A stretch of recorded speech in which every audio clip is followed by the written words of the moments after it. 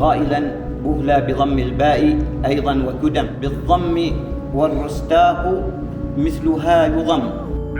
هي أكثر ولاية عليها جدل في سلطنة عمان، لأن ما عرفت هذه الأرض الطيبة إلا العلماء. التراث، التاريخ، التراث العماني طبعا منبعه هذه الولاية.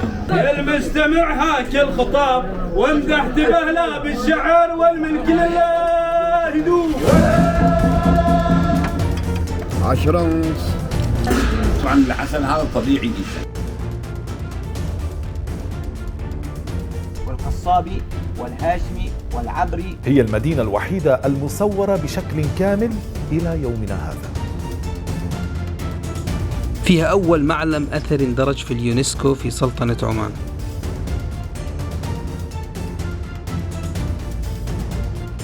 وهي منبع علماء وفقهاء السلطنة. كثير من الأساطير والخرافات متداولة بين الناس عن هالولاية وارتباطها بالسحر والشعوذة وعالم الأرواح، لدرجة أنه البعض بينسب بناء معالمها التاريخية للجن والسحرة. طبعا قال الأساطير الأولين خلينا نقول سور وقلعة وحصن. ومدينة بهلة بقلعتها وسورها المهيب تحاك حولها أساطير كثيرة، وهي أنها مسكونة بالجن بحسب ما يتداوله سكان المنطقة. Even listed by National Geographic as one of the most haunted cities in the world. تقول الأسطورة إن هذه المدينة عرفت على مدار التاريخ بأنها موطن الجن ومكانه المحبب. الأساطير بكل تأكيد طالت هنا كل ما هو قديم، حتى باتت تعرف بمدينة الأساطير. ميثا وغيثة شقيقتان ستسمع عنهما الكثير ما إن سألت عن سور بهلة السحري. يقال أنه بني في ليلة واحدة. تقول الأسطورة بأن هذا السور بنته إحدى فرق الجن. قيل أنها ساحرة. قيل أن هذا السور بني في الفترات التي سبقت الإسلام. السوق هنا أيضا غني بتلك الأساطير. It is one of the most ancient markets in the world. القلعة بحد ذاتها هل شملتها أيضا الأساطير الشعبية؟ هناك من ربطها بالنبي سليمان. ولكن لنبقى في الحقائق العلمية أن هذه القلعة هي أحد أكبر المباني التاريخية المبنية من الطين في العالم. لكن الثابت الوحيد اليوم هو أن جميع تلك القصص ورثها العمانيون ولم يرثوا دليل إثباتها. يعني بهلة تضررت من هذه الشائعة، وهذه الشائعة صنعوها أهلها بهدف التفاخر. يعني يفكروا إنه لما يقولوا إنه بهلة فيها سحر كأنهم يتفاخروا يعني، لكن هو في الأصل هذه خرافة. عندنا أصدقاء من الكويت ومن الخليج ندعوهم إلى إنهم يزوروا هذا ما يطيعوا، لكن صحح لهم مفاهيمهم ويجيوا ويعيشوا هنا في الخلاء ولا يشوفوا حاجة. عشان نتأكد من صحة هاي الإشاعات حملنا حالنا ورحنا على بهلة لنشوف ونسمع هالقصص عن قرب. وبهالفيديو راح نروح على سوق بهلة ونقعد مع التجار اللي فيه، وكمان راح نشوف القلعة القديمة ونسمع قصتها، وراح نفوت جوا الحارات القديمة اللي بيزعموا انهم مسكونين بالجن لحد اليوم ونلف جواتهم. وبس يخلص الفيديو انتوا لحالكم راح تقرروا اذا جد هالقصص موجودة ببهلة ولا لا. وقبل ما نبدأ لا تنسوا تشتركوا بالقناة وتتابعونا. احنا الحين في جبل اطلقوا عليه الشباب حديثا جبل الريحان اللي يكشف بهلة بكاملها. طبعا امامنا وادي بهلة، وطبعا الحصن هذا هو مركز إدارة الولاية كاملة، يعني مقر للحكم. يا سلام. ففيها مرافق عديدة مختلفة، وفيها تحت الأرض بقايا لآثار فارسية، ربما يكون هم من أنشأوا اللبنة الأولى. هذا البرج الكبير يطلق عليه برج الريح.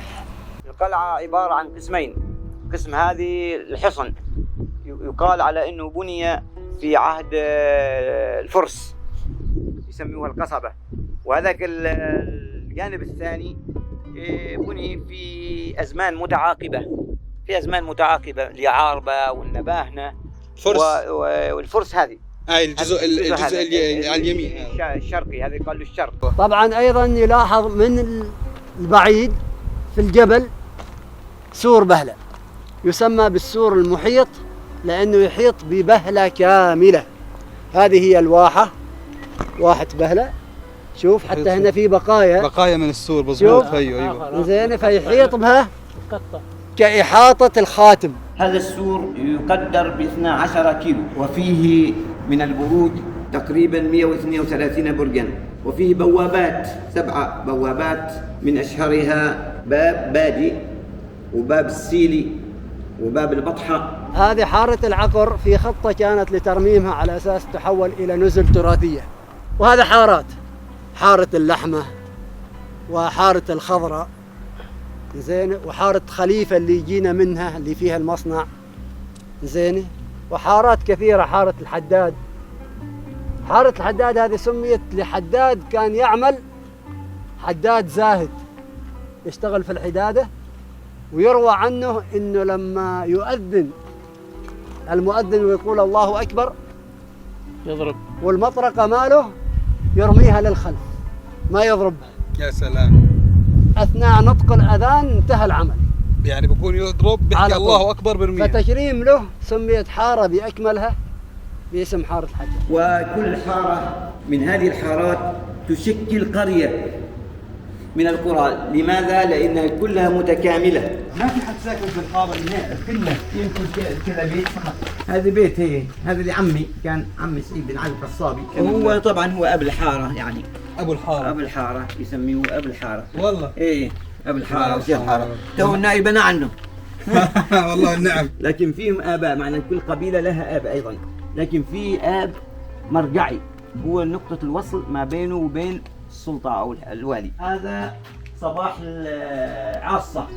صباح عاصة. هاي مكتوب مسجد عاصة. والمسجد هذا ماله. وهذا أيضا الحربة الذي يريدها الرجال للوضوء والغسل وغير هذا. هذا الفلق. لما أخبرتك على أن الفلق يتخلل الحارة. هذا التنور. كمان في تنور هنا. هذا التنور للحم. هذه بير للورد للماء. بير ماء شغال هذا البير. هذا البيت لأحد أجدادي، عم جدي الله يرحمه، حمد بن عبد الله القصابي. بيت جدي أب أمي. هذا البيت بيت جدي أب الحارة. جدك اللي هو أبو الحارة. غير اللي كان هناك. هذاك عمي. بعد من توفي جدي تولى عمي. يعني الأساس هون أبو الحارة. أساس هذا البيت. تجد الذي هم ما عندهم ما الساقية في بيته يسوى لهم فتحات. أنا صراحة مستغرب من الهواء. الهواء الهواء بارد وانت في عز الشوق. هذا بيتك. سكنت هذا أبوي. أيوة. وأنا عنده. هذا بيت أيضا للجماعة العبريين، الشيخ زهران بن زاهر العبري. عرفت كيف؟ طب كل قبيلة لها آب كما خبرتك أو شيخ. صحيح. ثم يجتمعوا مع الآب الحارة. الآب الحارة الجميع. أيوة. مكتبة القصاصبة لإلكم. لنا. عرفت كيف؟ كل بيت فيها مكتبة. عرفت كيف؟ كل بيت فيها مكتبة صغيرة مخيزنة يخزن فيه الكتب والأشياء الثمينة. لكن هذه بصفة عامة. شوف كيف المياه. بالإضافة إلى هذه المياه بعض البيوت فيها آبار أيضا يردوا منها. هذا مدخل الجامع الأثري. هذا انبنى قبل 800 سنة تقريبا. بن يزيد.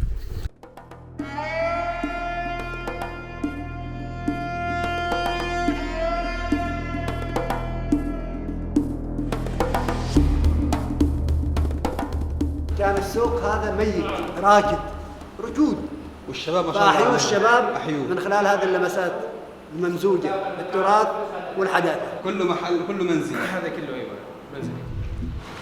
كله عن القهوة وعلومها وسياساتها ومن وين جاء. هو يتحمصها هنا يعني. ايوه والله. يعني جابوها خضراء يعني. ايوه.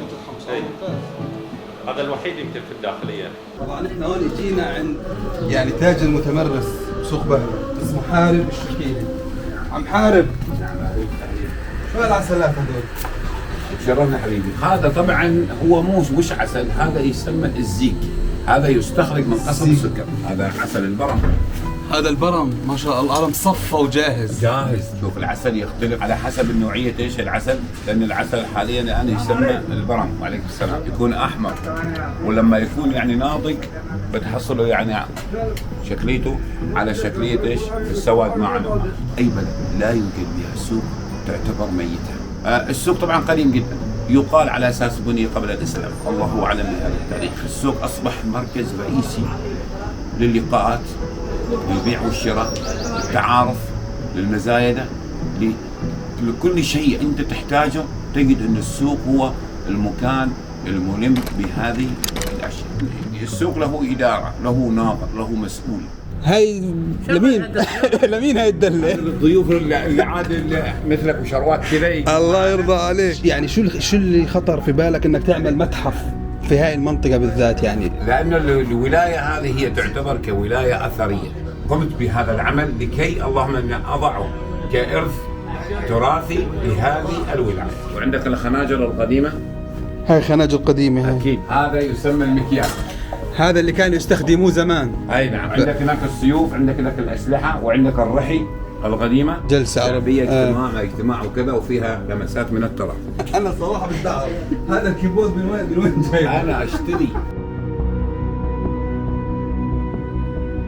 محمد بن سليمان بن حميد هذا زعيم الفنون الشعبية عندنا في عمان، اللي هي الرزحات والعازي. هذا هو. هذا هاي شوف. هذا وهذاك. راد الفلك. هي تعال نقول علي عورنا. بعدك 10 متر تقفز الى فوق انت. لا 10 متر الامور طيبه. 10 متر بسيطات. 10 متر لكن كان قبل كم اقفز انا 30 متر.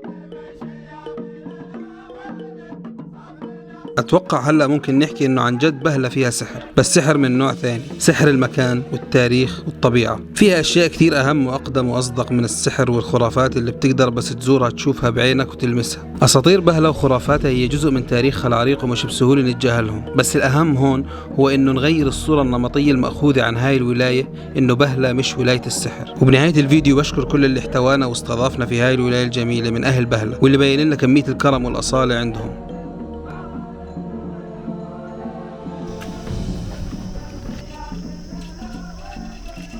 والذي يأتي إليها تسحره بمنظرها، لا يريد أن يخرج منها أو تراوده نفسه العودة ثم العودة إلى هذه البلد. وبالآخر بهدي هذا الفيديو لروح الشيخ خلف المسرور اللي كان معنا خلال الزيارة واستوفاه الله قبل عدة أيام، فياريت اللي وصل لهون يقرأ الفاتحة على روحه ويدعي له بالمغفرة.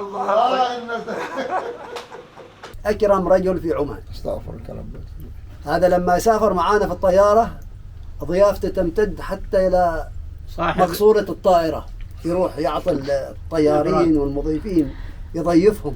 كمان جوا بفوز. هناك داخل على الطيارة. ما شاء الله ربنا يديم عليك. وينقل صورة عن فن الضيافة العمانية والتمور العمانية وكل شيء. عين الرضا عن كل عين كليلة، كما أن عين السخط تبدي المساوية.